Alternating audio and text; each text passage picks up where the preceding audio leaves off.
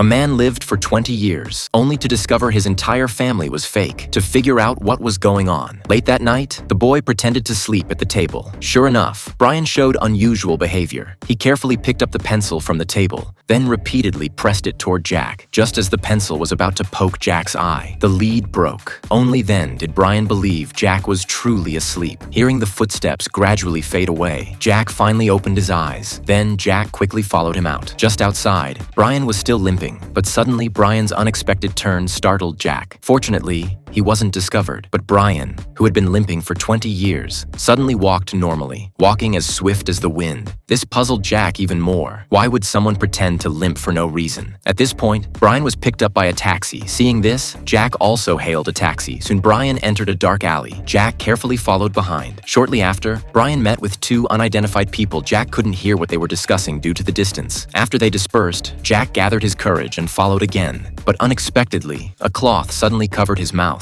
Within seconds, Jack passed out, and the person behind him was none other than Brian. The next day, Jack woke up at the table, as if last night's events were just a nightmare, but the memory felt so real.